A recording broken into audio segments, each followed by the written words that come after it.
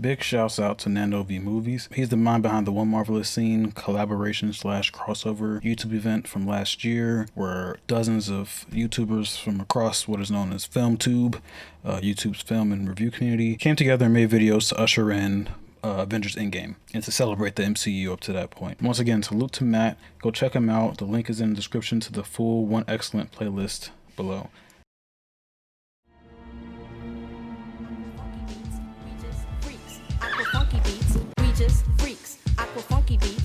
Now getting to it, the One X-Cellent Scene series is a collection of videos very similar to One Marvelous Scene, celebrating the X-Men franchise up to this point, and I believe the intention was to commemorate the release of New Mutants, but we're not sure what's going on with that. Apparently it's coming out next month, but this year's been very unpredictable, so we'll see what happens with that.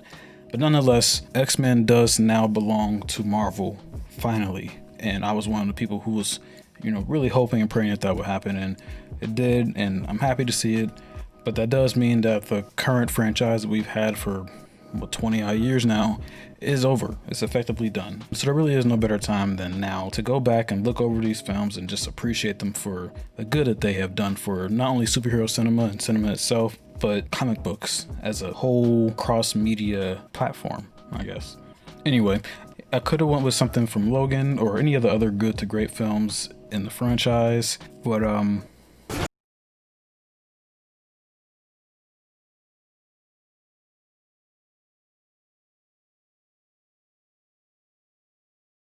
while the filmmaker in me does recognize Logan is the superior film, it's the best of the bunch, I think, honestly. One of the best of the superhero genre, period.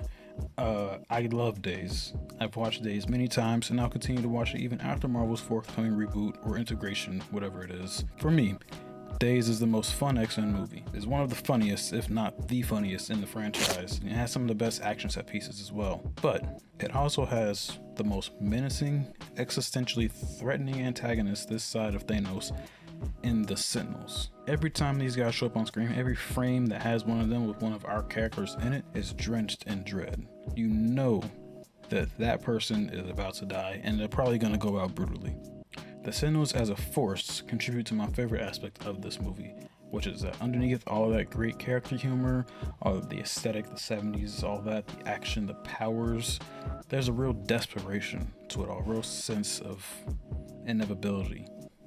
Because unlike most films in this franchise and in the superhero genre in general, this movie isn't just about beating the bad guys or stopping an evil plot.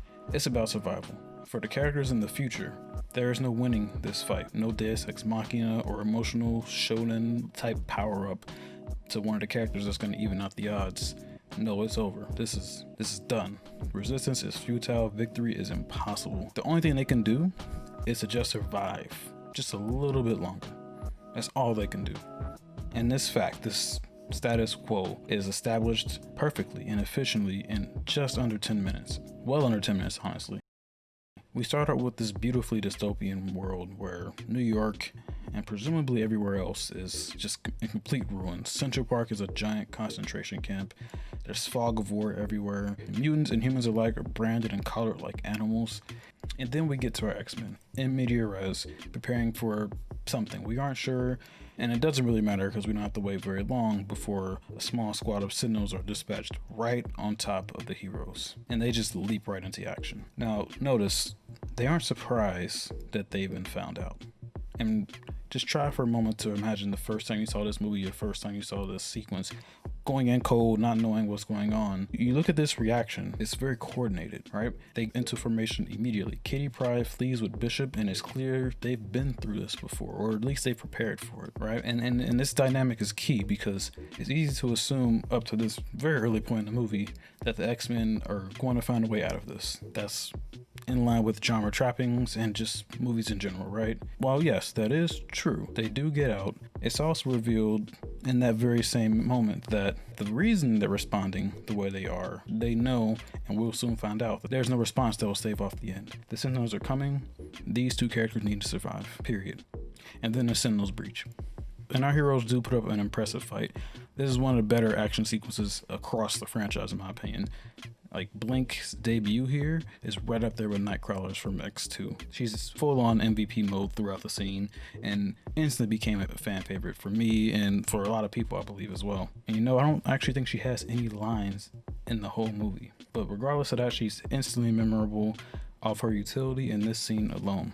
But it's still just not enough. And to be fair, the X-Men do seem to be doing damage when all the fighting starts. They're getting small successes here and there, but when they cut back to Bishop and Shadowcat, they're still running for their lives. So you can assume that victory is predicated on them arriving wherever it is they're going. And that victory is probably going to be a Pyrrhic one.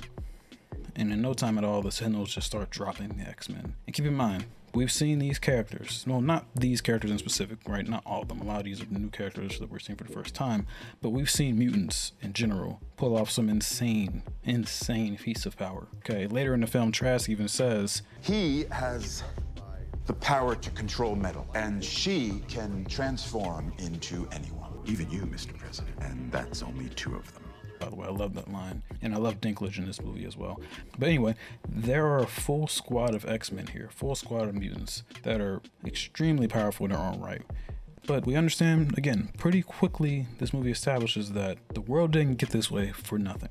Okay, these Sentinels are serious business. They aren't the type of enemy you fight, and they aren't the type that you defeat. There's no winning here. Again, survival is all you can hope for. Delay and survive. And that entire thematic construct is established right here in this opening scene. The bulk of the remaining X-Men have to make a stand, their last stand, the ultimate sacrifice, just to buy a little bit of time for Kitty Pryde to do something before the Sentinels ultimately descend on them and take them out. The only way to beat them is to stop them from ever being made in the first place. Now, if you're a fan of the source material, this sounds extremely familiar. Guys, this is the closest we've ever come to seeing Nimrod on the big screen right here. For context, and to be clear, I lack the encyclopedic knowledge of a comic historian or Variant Comics or Rob from Comics Explained or any of the other guys on comic YouTube who can explain this much better than I can. Rob actually from Comics Explained specifically did a video on why Nimrod is too powerful for the MCU, which honestly applies to movies in general. This is not the type of character you want to have in your movie. So if you want a deeper and more accurate dive, definitely go check out one of those guys. But in brief, and suffice to say, Nimrod is a Sentinel created by other autonomous Sentinels, and he's basically sentient. He can adapt to any power on the fly and has a perfect cell Wolverine quality of healing factor. In effect, he's unkillable. Now, as Rob says, this is a completely unworkable amount of power. Okay, like Franklin Richards, you cannot have characters like this running around in your movie. But Marvel did show us with Thanos, Infinity Gauntlet Thanos nonetheless, that this can be done. You can translate these ridiculously strong characters to the big screen if you do it with the proper care. And if we're being honest, Days did this first with the Sentinels. Now, of course, these guys are not Nimrod. They aren't as strong as Nimrod, but clearly they don't have to be either. They brought the world to its knees anyway, and we see when they fight that they just tear through the X-Men like paper. Doesn't matter. Going back to the main point here, the theme that is essentially the narrative thrust of this film is survival at any cost. It's very similar, though not as well realized or fully explored as Avengers Endgame.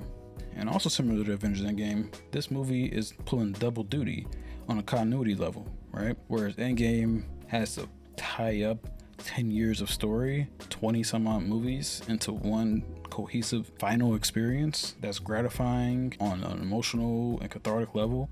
This movie has to reconcile 2 parallel continuities that have kind of developed over time, essentially through lack of direction. Because again, when X-Men came out, there was no context for superhero movies like this. You don't know if there's going to be a second one or a third one, and you definitely aren't planning ahead for 20 years of these things, and yet their own success proved a huge obstacle for them. And so in a sense, Days as a project also is about survival, because if X-Men was to continue, it needed to reconcile these 2 continuities, and I think for its part it did that pretty elegantly. The X-Men, the characters, secured their future and their survival by the end of the movie, and the X-Men franchise had a leg to stand on going into the future. There'll be more to come, guys.